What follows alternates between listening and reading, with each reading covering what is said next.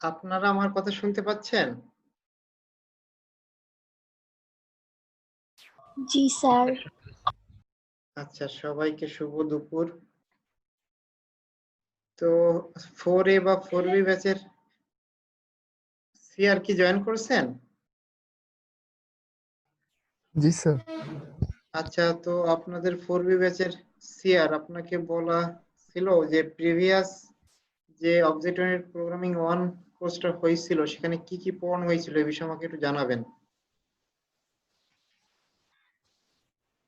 যে কেউ একজন জানালে স্যার ওই যে প্রথম যেটা অবজেক্ট স্যার এখানে তো মনে নাই অনেক কিছু, কিন্তু স্যার যেগুলো মনে আছে সেগুলো বলবো। আচ্ছা, আমি হয়তোবা 4B ব্যাচের সিআর কে বলছিলাম, নিজের মনে না থাকলে অন্য কোনো ফ্রেন্ডের কাছ থেকে শুনে সেটা কালেক্ট করার জন্য।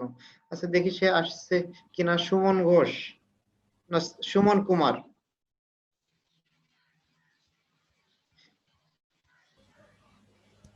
হ্যাঁ, স্যার সুমন আমাদের কুমার। হচ্ছে অবজেক্ট ওরিয়েন্টেড কনসেপ্টের স্যার হ্যাঁ, ক্লাস অবজেক্ট এগুলো নিয়ে আলোচনা করা হয়েছিল, আর ইনহেরিটেন্স সম্পর্কে আমাদের ডিপলি আলোচনা করা হয়েছে।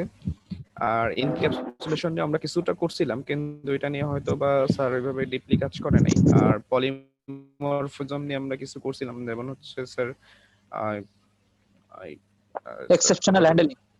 হ্যাঁ, এক্সেপশন হ্যান্ডলিং এগুলো ছিল পলিমরফিজমের উপরে। আর স্যার অ্যাবস্ট্রাকশন নিয়ে স্যার এমনি আলোচনা করছিল। আচ্ছা অ্যাবস্ট্রাকশনটা আরো ভালোভাবে জানা দরকার।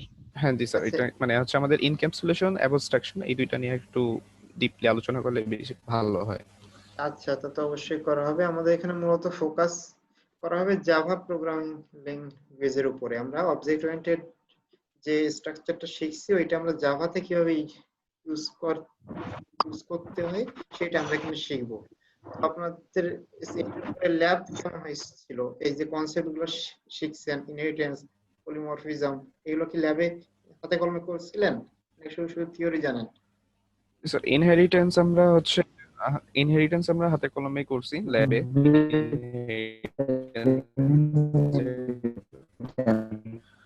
আর হচ্ছে পলিমরফিজম নিয়ে স্যার কিছু ছিল কাজ, আমরা ওগুলো করছিলাম।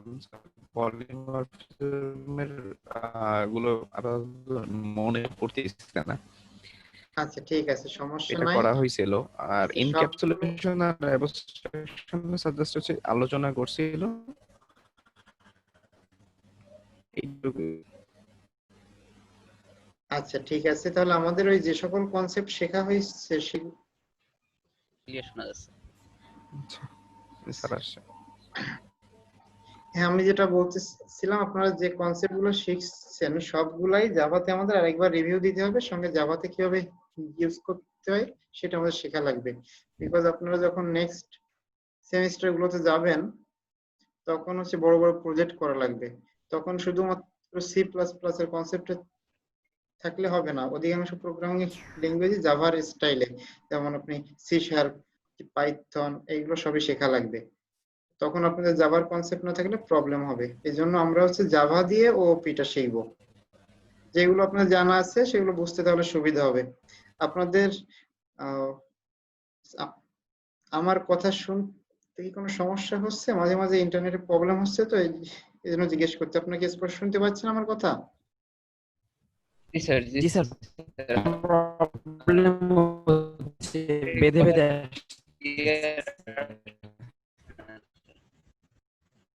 আচ্ছা, আমি বুঝি নাই। একটু বাড়তেছে। আচ্ছা, আপনার দাঁড়ান দেখি আমি। মানে বেশ বাড়তেছে। আচ্ছা আচ্ছা, একটু ওয়েট করেন, 1 মিনিট ওয়েট করেন, আমি দেখি ঠিক করে দিচ্ছি।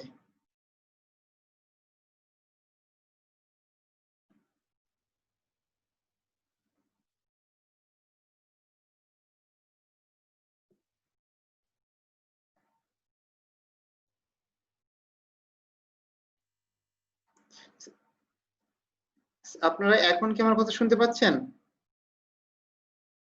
জি স্যার। স্যার এখন জি স্যার clear শোনা যাচ্ছে স্যার। ওকে, ঠিক আছে, নেটওয়ার্ক মাঝে মাঝে আনস্টেবল হয়ে যাচ্ছে। আচ্ছা, তো আপনাদের তো অনেকেই জয়েন করছেন, এখন মনে হয় ক্লাস শুরু করা যায়। 20 জনের মতো জয়েন করছেন, আর যারা আসবে প্রবলেম নাই, তো যারা আসবে জয়েন করুক। তো আমি আপনাদের আজকের ডকুমেন্টটা আপনাদের শেয়ার করি নাই, আজকে আমরা পড়ার শেষে আমি আপনাদের স্লাইড যেটা পড়াবো সেটা দিয়ে দিব। আচ্ছা, আপনাদের যে 2 ব্যাচ মিলাই স্টুডেন্ট মোট কতজনের মতো?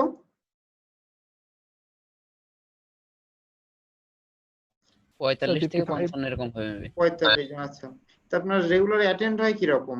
30 জনের মতো হয়? না স্যার 25 এরকম 25? আচ্ছা 27। আচ্ছা। অন্যান্য স্যাররা কি তাদের ক্লাস রেকর্ডিংটা দিয়ে দেয় আপনাদের? জি জি স্যার স্যার দিয়ে দিয়ে দেয়। দেয়। আচ্ছা, ঠিক আছে। আচ্ছা, আমি তাহলে স্ক্রিন শেয়ার দিয়ে আপনাদের স্লাইড ওপেন করতেছি। আমি যে ডকুমেন্ট দেখে পড়াবো সেটা ওপেন করি।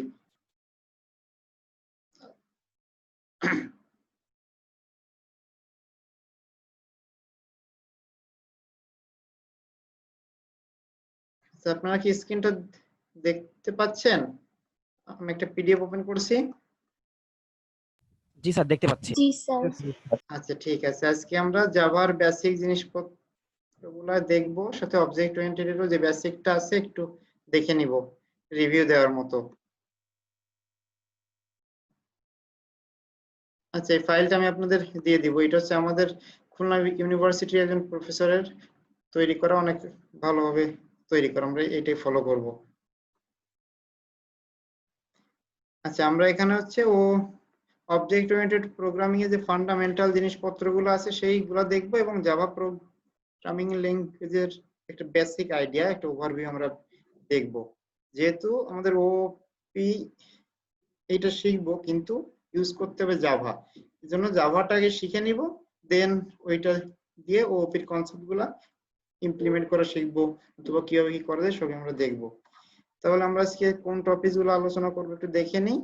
জাভা সম্পর্কে জানবো, এবং জাভাতে কিভাবে একটা প্রোগ্রাম ডেভেলপ করতে হয় সেই বিষয়ে জানবো। আর নেক্সট এসে অবজেক্ট ওরিয়েন্টেড প্রোগ্রামিং এর বেসিক আইডিয়া গুলো আরেকবার রিভাইজ করবো আমরা। আপনারা কেউ কি জাভা সম্পর্কে জানেন আগে থেকে? গত সেমিস্টারে ডাটা স্ট্রাকচার ছিল তো ওখানে হালকা হয়েছিল স্যার।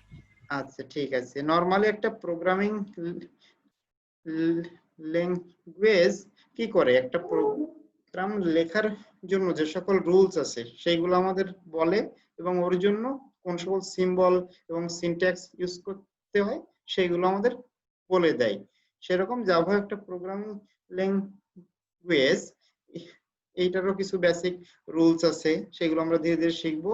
এইটা হচ্ছে সান মাইক্রোসিস্টেম ইনকর্পোরেশন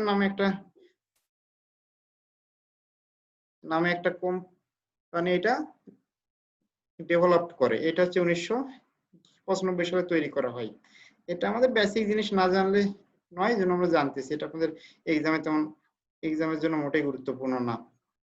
এখন জাভাতে প্রোগ্রাম লেখার স্ট্রাকচারটা কি রকম? আপনারা যেহেতু সি শিখছেন, সি হচ্ছে একটা স্ট্রাকচার্ড ল্যাঙ্গুয়েজ, ওখানে হচ্ছে ফাংশন লিখে লিখে সকল কোডিং করতে হয়। কিন্তু সিতে যেমন ফাংশন লেখা লাগে, জাভাতে প্রথমে আমাদের ক্লাস তৈরি করা লাগে। যে কোনো প্রোগ্রাম হচ্ছে একটা বা একের অধিক ক্লাস দিয়ে গঠিত। আমরা নিচের স্ট্রাকচারটা দেখবো, আপাতত একটু জেনে রাখেন। তার মানে একটা প্রোগ্রামের ভিতরে এক বা একাধিক ক্লাস থাকে, আবার ক্লাসের ভিতরে এক বা একাধিক মেথড থাকে। আমরা সি বা সি প্লাস প্লাস যেটাকে ফাংশন বলতাম, ওইটাকে এখানে বলে মেথড। আর মেথডের ভিতরে হচ্ছে মেইন যে আমরা কোডিং গুলো লিখবো সেটা মেথডের ভিতরে থাকে। তাহলে আমরা এখান থেকে শিখলাম জাভা মেইনলি গঠিত হচ্ছে এক বা একাধিক ক্লাস নিয়ে, আবার ক্লাসের ভিতরে এক বা একাধিক মেথড থাকে, আর মেথডের ভিতরে যত প্রোগ্রামের স্টেটমেন্ট সেগুলো থাকে মেথডের ভিতরে। তারপরে আমাদের সি বা সি প্লাস প্লাস এর মতো জাভাতেও এক্সিকিউশন স্টার্ট হবে, ওর ভিতরে একটা মেইন মেথড থাকে একটা, ওই জায়গা থেকে জাভার এক্সিকিউশনটা শুরু হয়। তাহলে আমরা একটু নিচে একটা স্ট্রাকচার আমরা দেখি। সাপোজ একটা জাভার একটা সিম্পল একটা প্রোগ্রাম আমরা দেখতেছি। ফার্স্টে একটা আমাদের ক্লাস লেখা লাগে। এখানে কোনটাকে কি বলে আমরা আস্তে আস্তে শিখবো। এই যে পাবলিক, এটা হচ্ছে অ্যাক্সেস মডিফায়ার। নেক্সট হচ্ছে সব কাজে একটা ক্লাস, এক বা একাধিক ক্লাসের ভিতরে লিখতে হয় জন্য ক্লাস। আর আমাদের ক্লাসের নাম হচ্ছে মাই প্রোগ্রাম। এই যে ক্লাসটা লিখলাম, এর ভিতরে আমরা এক বা একাধিক মেথড লিখবো। সেই মেথডের ভিতরে যত প্রোগ্রাম বা কোডিং লিখতে হয় সেগুলো লেখা লাগবে। এখানে উপরের এইটাকে বলা হচ্ছে ক্লাস হেডার। এরপরে এর ভিতরে লিখতে হয় ক্লাস বডি। আর আমরা এর ভিতরে বা উপরে যে কোনো জায়গায় কমেন্ট লিখতে পারি। আপনারা তো সি বা সি প্লাস প্লাস জানেন, ওখানে নিশ্চয়ই কমেন্ট কিভাবে লেখা লাগে, কমেন্টের কি কাজ, এগুলো আপনারা জানেন। জাভাতেও কিভাবে কমেন্ট লেখা লাগে এগুলো আমরা আস্তে আস্তে শিখবো। তাহলে এটা হলো একটা জাভা প্রোগ্রামের বেসিক স্ট্রাকচার। জাভাতে কোনো কিছুই লিখতে গেলে ফার্স্ট একটা ক্লাস বানাতে হবে। ক্লাস না বানালে কখনোই আমরা একটা কোড এক্সিকিউট করতে পারবো না। ক্লাস সম্পর্কে আপনাদের মোটামুটি একটা আইডিয়া আছে। তারপরে ওপি, যখন ওপির বেসিক আলোচনা করব তখন ক্লাস অবজেক্ট এগুলো সম্পর্কে আবার ডিসকাস করব। আচ্ছা দেখেন, তাহলে একটা ক্লাস, আগের যে ক্লাসের স্ট্রাকচার দেখলাম এরকম একটা ক্লাস আছে, আর এটা এক্সিকিউশন শুরু হয়েছে মেইন মেথডের ভিতর থেকে। আমরা যেখানে এই মেইন মেথডটা লিখবো সেখান থেকে এক্সিকিউশন শুরু হবে। যেহেতু এটা একটা মেথড, সো মেথড লেখার জন্য মেথড হচ্ছে ওয়ান কাইন্ড অফ ফাংশন, যেটা আমরা সিতে ফাংশন বলতাম, এখানে বলা হচ্ছে মেথড। সিতে যখন আমরা ফাংশন লিখি তখন অবশ্যই এটা রিটার্ন টাইপ লেখা লাগবে অবশ্যই, যেমন ইন্টিজার অথবা ভয়েড এরকম অনেক কিছুই লিখতে হতো।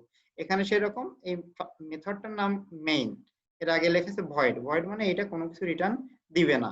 পাবলিকটা হচ্ছে অ্যাক্সেস মডিফায়ার, আর স্ট্যাটিক হচ্ছে ফাংশনটার টাইপ হচ্ছে স্ট্যাটিক। স্ট্যাটিক সম্পর্কে আপনারা হয়তো বা সি প্লাস প্লাস শিখে থাকতে পারেন। আমরা যখন কোডিং শিখবো তখন এটা সম্পর্কে আরো ডিসকাস করব অবশ্যই।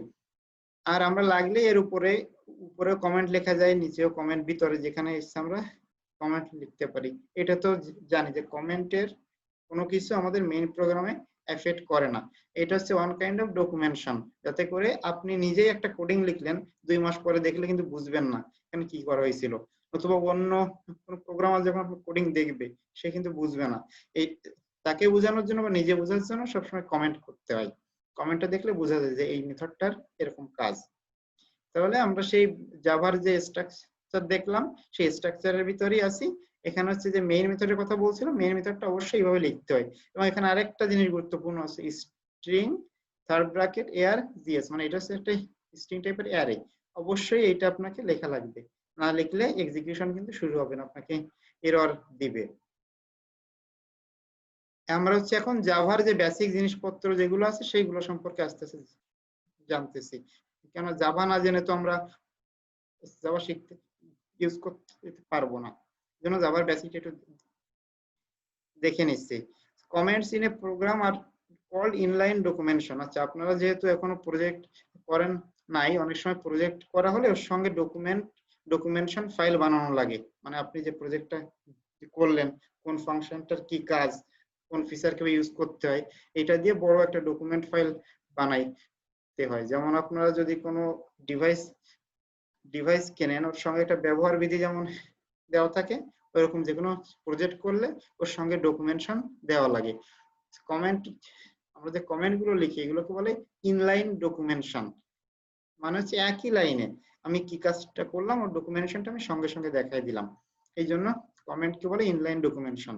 এখন জাভাতে হচ্ছে 3 ভাবে কমেন্ট করা যায়। আপনারা এই দুটো সি প্লাস প্লাস বা সিতে দেখছেন যে এক লাইন যেটা আছে ওইটাকে কমেন্ট করার জন্য ডাবল স্ল্যাশ দিতে হয়, আর মাল্টি লাইন করার জন্য হচ্ছে স্ল্যাশ দিতে হয়, আবার ওইভাবে এন্ডিং করা লাগে। তাছাড়া এই যে নতুন একটা ওয়ে, এইভাবেও কমেন্ট করা যায়। আচ্ছা, they do not affect how a program works. এটা তো আমরা সবাই জানি যে কমেন্ট কখনোই প্রোগ্রামের যে ওয়ার্কিং প্রসিডিউর ওইটাতে এফেক্ট করে না, শুধুমাত্র ইউজারের বোঝার সুবিধার জন্য যে এই যে কোডটুকু আমরা লিখলাম এইটুকুতে কি কাজ হচ্ছে, এই জন্য কমেন্টিং করা হয়। এগুলো আপনারা সবাই অধিকাংশই জানেন, এই জন্য এখানে আর আপনাদের সঙ্গে ইন্টারাকশনের দরকার নাই। নেক্সট হচ্ছে আইডেন্টিফায়ার। আইডেন্টিফায়ার হচ্ছে ভেরিয়েবল। যেটাকে আপনার ভেরিয়েবল বলে জানতেন, ওর একটা ফর্মাল ওয়ার্ড হচ্ছে আইডেন্টিফায়ার। এখন আইডেন্টিফায়ার বা ভেরিয়েবল লেখার কিছু রুলস আছে, আপনারা তো এটা নিশ্চয়ই জানেন যে অবশ্যই ভেরিয়েবল বা আইডেন্টিফায়ার গুলো লেটার, ডিজিট আর যে স্পেশাল ক্যারেক্টার ওর ভিতরে শুধুমাত্র আন্ডারস্কোর আর ডলার এই দুটা ইউজ করা যায়। এখন এর ভিতরে আবার কিছু রুলস ছিল, যেমন একটা আইডেন্টিফায়ারের স্টার্টিং এ কখনো ডিজিট ইউজ করা যাবে না। এরকম আরো অনেক রুলস আছে যেগুলো অনলাইনে আপনারা লাগলে দেখে নিতে পারবেন, অত বেশি ইম্পর্টেন্ট না। বিষয়টা হচ্ছে জাভাতে আমরা যেটা ভেরিয়েবল বলতাম ওইটাকে বলে আইডেন্টিফায়ার। আচ্ছা, এখানে বলা আছে identifiers cannot begin with a digit. আচ্ছা, আরেকটা জিনিস, জাভাতে যে আইডেন্টিফায়ার বা ভেরিয়েবল গুলো ইউজ করি এগুলো কিন্তু কেস সেনসিটিভ, মানে আপনি টোটাল এইভাবে লিখলেন বা ছোট হাতের লিখলেন বা সবগুলো বড় হাতের লিখলেন, প্রত্যেকটা আলাদা আলাদা ভেরিয়েবল হিসেবে ইউজ হবে। নরমালি আমরা দুই ওয়েতে ক্লাসের নাম লেখার জন্য আমাদের অবশ্যই বড় হাতের অক্ষর ইউজ করতে হবে। আপনারা একটু খেয়াল করলে দেখতে পারবেন যে উপরে আমরা যে কিটা দেখলাম এখানে কিন্তু ক্লাসের নাম যেটা এইটাতে এম ক্যাপিটাল দেওয়া আছে, এইটাতে কোনোভাবেই ছোট হাতের ইউজ করা যাবে না। ক্লাসের নাম অবশ্যই বড় হাতের দিতে হবে। ভিতরে কি দেন ওইটা সমস্যা নাই, কিন্তু প্রথম অক্ষরটা বড় হাতের দিতে হবে।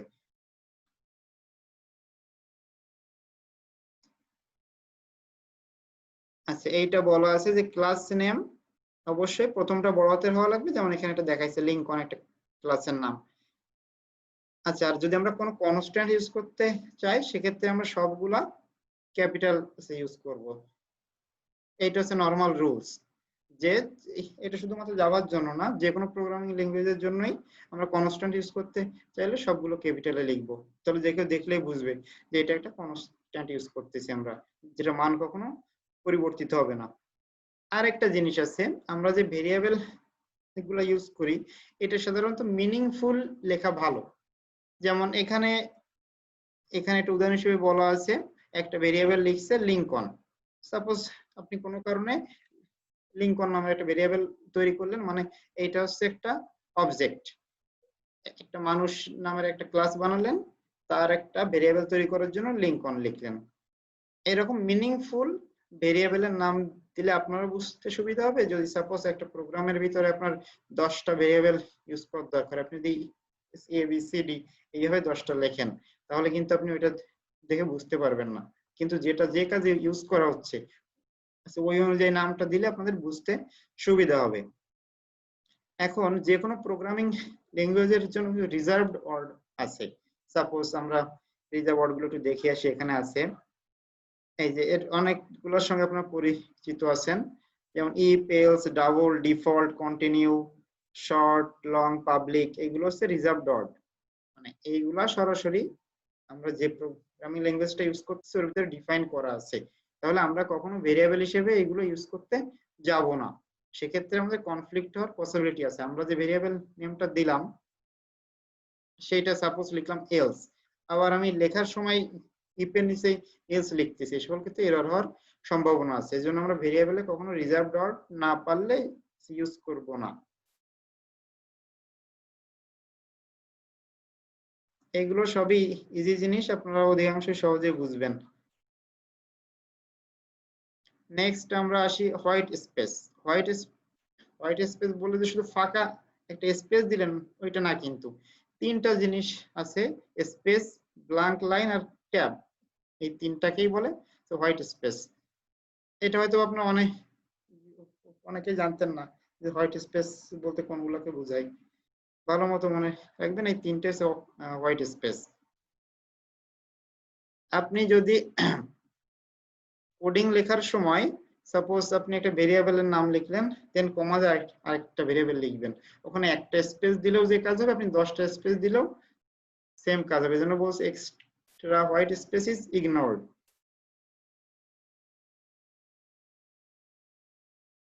আচ্ছা, a valid Java program can be formatted many wedge.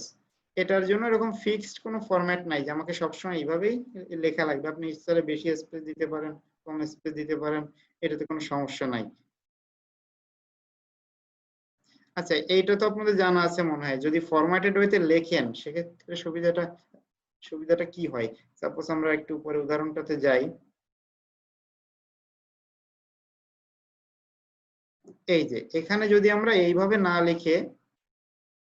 লিখে পাবলিক এর ভিতরে মেথড আছে, এটা কিন্তু এখান থেকে একটা ট্যাব স্পেস দিয়ে দেন লেখা হয়েছে। আমরা যদি এইটাকে লাইন বরাবর লিখতাম, ওরপর এখানে যে কোডিং গুলো লিখবো সেগুলো যদি এই লাইন বরাবর লিখতাম, তাহলে কিন্তু এটা হজর অলব অবস্থা হতো। আমরা দেখেই বুঝতে পারতাম না এবং পড়তেও আমাদের অবশ্যই কষ্ট হতো। এই জন্য আমরা যখন কোডিং লিখবো অবশ্যই ফরম্যাটেড ওয়েতে লিখবো।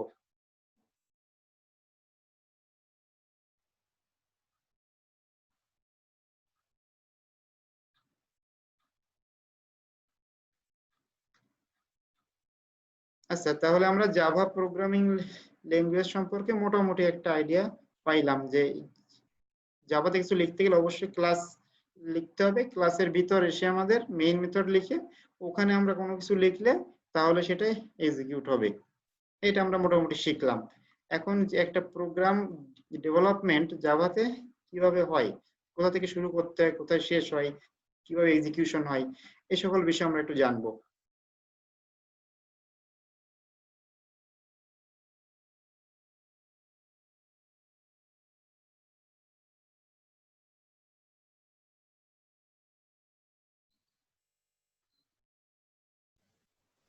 আচ্ছা, the mechanics of developing a program include several activities. একটা প্রোগ্রাম ডেভেলপ করার জন্য অনেক জিনিসপত্র এর ভিতরে ইনক্লুড থাকে।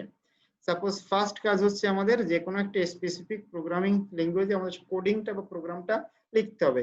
সাপোজ আমরা যদি চাই জাভাতে লিখবো, তাহলে জাভাতে আমরা যে কাজটা করতে চাচ্ছি, একটা প্রবলেম সলভ করতে চাইলে সেটা প্রথমে আমাদের জাভাতে লেখা লাগবে।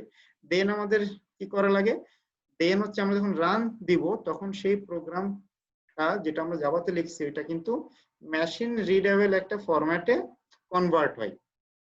আমরা যে ফর লুপ লিখলাম, এই ফর লুপটা তো মেশিন জানে না বা বুঝবে না, ওটাকে তোমার মেশিন কোডে মানে 0-1-এ কনভার্ট করার দরকার হয়, তাহলে ওটা রান হয়।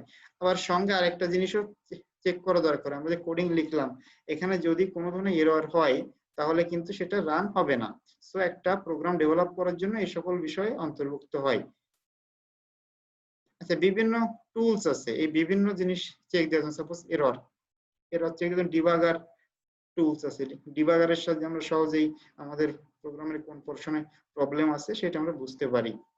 এরকম আরো অনেক টুলস আছে যা দিয়ে আমরা বিভিন্ন সমস্যাগুলো সলভ করা যায়। আচ্ছা, আপনারা হয়তোবা কম্পাইলার বা ইন্টারপ্রেটারের নাম শুনে থাকবেন। এই দুইটার ভিতরে ডিফারেন্স আছে, কিন্তু বেসিক কাজটা হচ্ছে এরা আমরা যে কোনো হাই লেভেল ল্যাঙ্গুয়েজে যে কোডিং গুলো লিখি এইগুলাকে তারা মেশিন রিডেবল ফরম্যাটে কনভার্ট করে। কম্পাইলার ইন্টারপ্রেটার পরে হয়তো বা একটু লাগবে, তখন আরো ডিটেইলস একটু আলোচনা করব।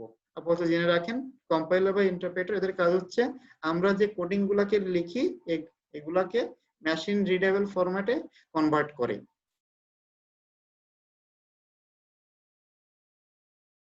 আচ্ছা, আপনাদের অনেকের হয়তো বা ল্যাঙ্গুয়েজ লেভেল সম্পর্কে আইডিয়া থাকতে পারে। এখন অবশ্য 5th জেনারেশন ল্যাঙ্গুয়েজ চলে আসছে, তবে ওইটা বেসিক আমাদের এই জানার জন্য লাগবে না। প্রথমটা হচ্ছে মেশিন ল্যাঙ্গুয়েজ, মানে যেটা হচ্ছে বাইনারিতে সম্পূর্ণ কোডিং সিস্টেমটা 0-1 এর মাধ্যমে, যেটা হচ্ছে আমাদের মেইন পিসি বা যে কোনো সিস্টেম সহজে বুঝতে পারে। দেন তার একটু পরের ভার্সন হচ্ছে অ্যাসেম্বলি ল্যাঙ্গুয়েজ। আপনারা মনে হয় অ্যাসেম্বলি একটা কোর্স আছে, এটা এখনো করেন নাই, আর করে থাকলে তো জানেন। অ্যাসেম্বলি হচ্ছে অনেকটা মেশিন ল্যাঙ্গুয়েজের কাছাকাছি ল্যাঙ্গুয়েজ। দেন আসছে high level language. High level ল্যাঙ্গুয়েজটা হচ্ছে অনেকটা মানুষের মতো ল্যাঙ্গুয়েজ।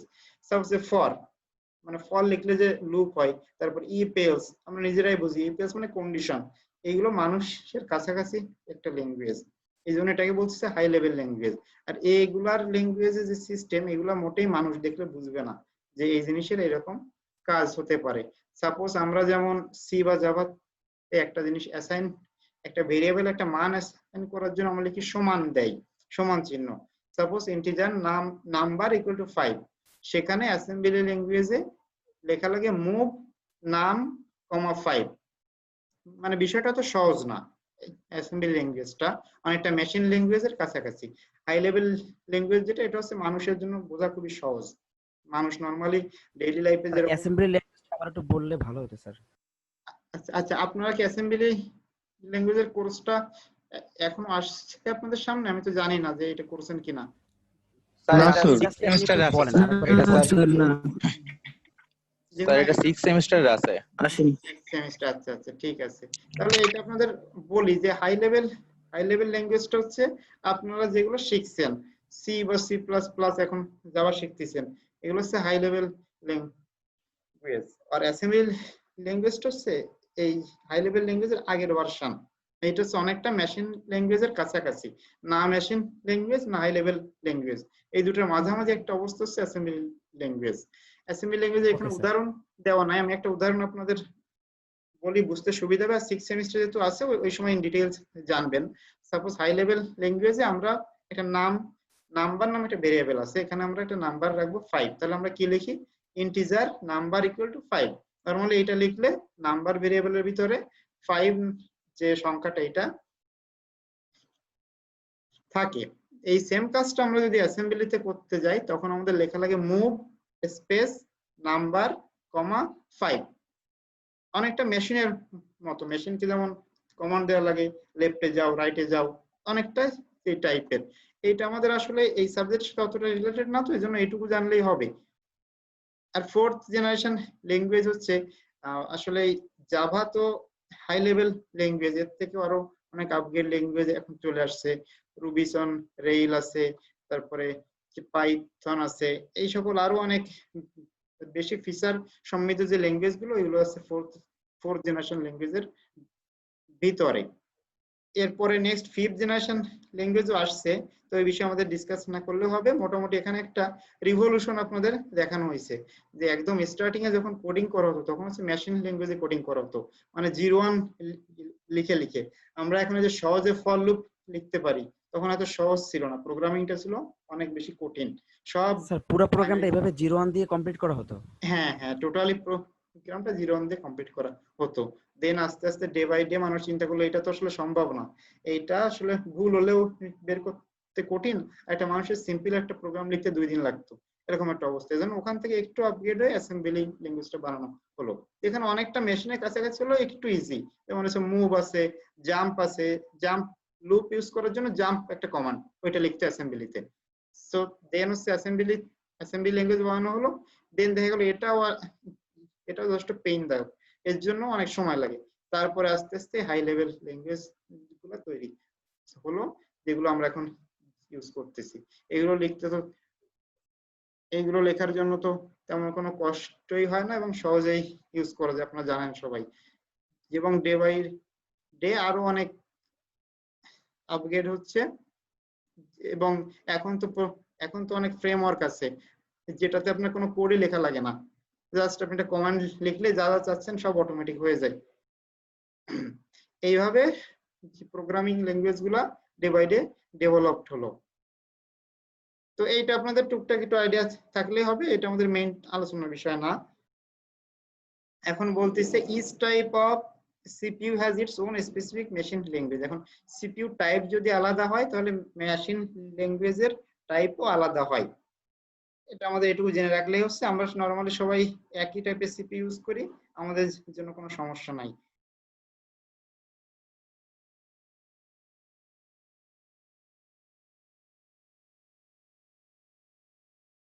আচ্ছা, আমরা এটা খুব বেশি ইম্পর্টেন্ট না, আমরা পরে জাভাতে কিভাবে কাজ হয় সেটা আমরা একটু দেখি। ছবিটা আগে একটু দেখে আসি। এই যে জাভার কোড যেগুলো আছে এগুলা কিভাবে আসলে এক্সিকিউট হয় সেটা একটু বোঝার চেষ্টা করি।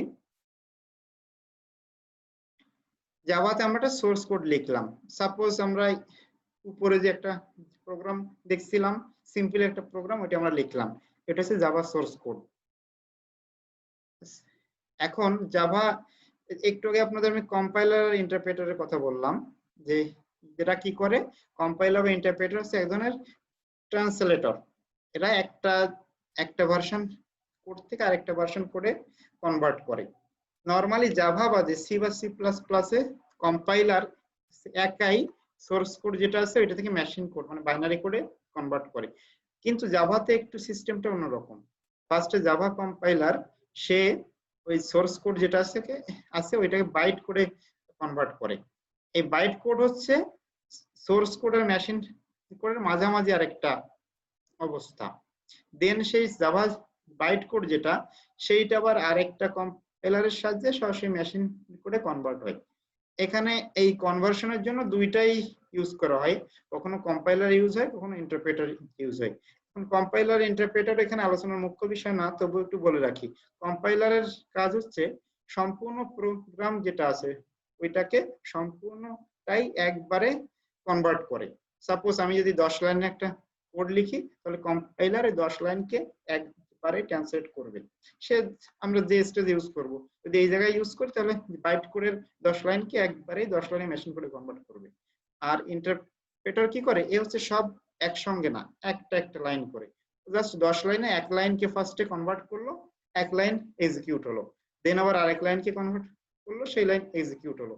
এই দুটো হচ্ছে, এইটা হচ্ছে ইন্টারপ্রেটার কম্পাইলারের ভিতরে বেসিক ডিফারেন্স। জাভা একই সঙ্গে কম্পাইলার ইউজ হয়, আবার ইন্টারপ্রেটারও সেই ইউজ হয়। যদি আপনাদের সংক্ষিপ্ত কোর্স এরকম আসে জাভাতে কিভাবে ট্রান্সলেশন হয় এটা একটা ডায়াগ্রাম দেখান, তাহলে কিন্তু এই যে ছবিটা আছে এটা আপনাদের লেখা লাগবে এবং বুঝায় লিখতে হবে। এই বিষয়গুলাই এখানে ডিটেইলস একটু বলা আছে, এটা আপনারা নিজেরা পড়ে নিলেই হবে। আপনাদের এই কথা আমি আরেকবার রিপিট করি, সি বা সি প্লাস প্লাসে এরকম কিন্তু ইন্টারমিডিয়েট কোনো ভার্সন নাই, সেখানে সরাসরি যে সোর্স কোড আছে সেটা মেশিন কোডে কনভার্ট হয়। কিন্তু জাভাতে ইন্টারমিডিয়েট বাইট কোড তৈরি হয়, সেই বাইট কোড থেকে দেন মেশিন কোড তৈরি হবে।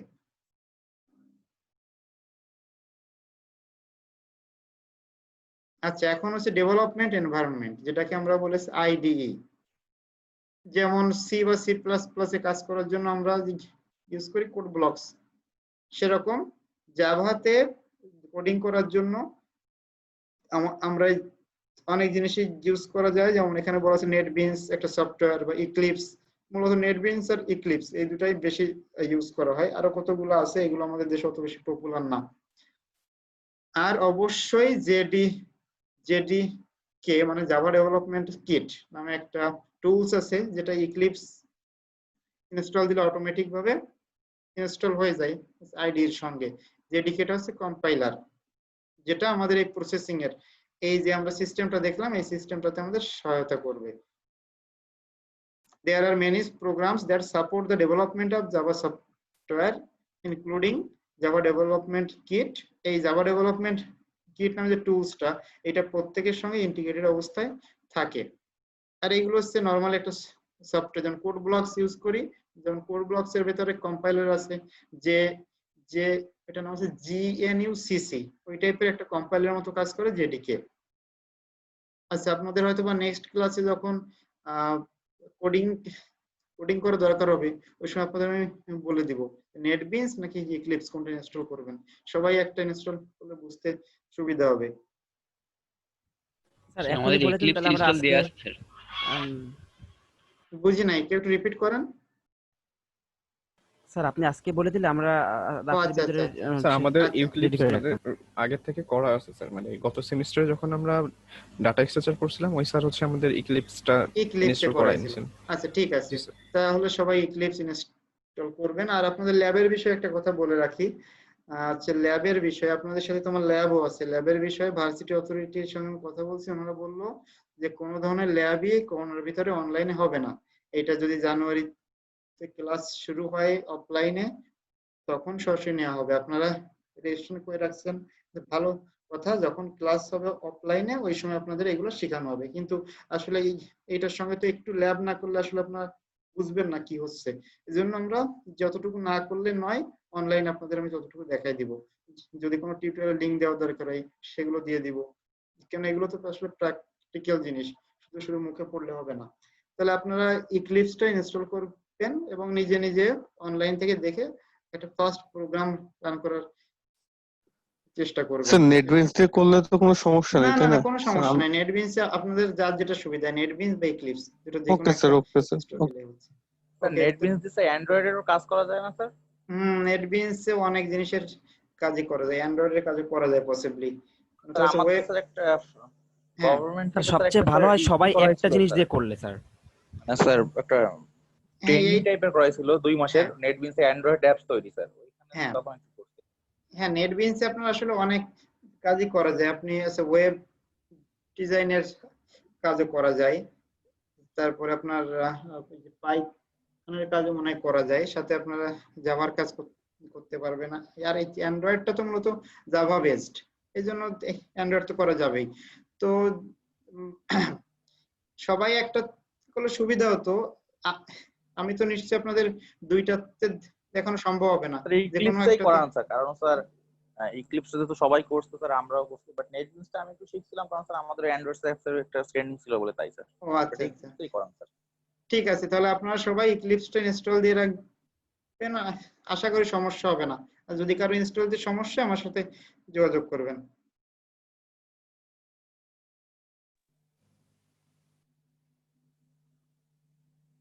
আচ্ছা, আপনারা এখানে দুটো টপিকস আছে, সিনট্যাক্স আর সিমান্টিক্স, এই দুটো ওয়ার্ডের সঙ্গে পরিচিত আছেন?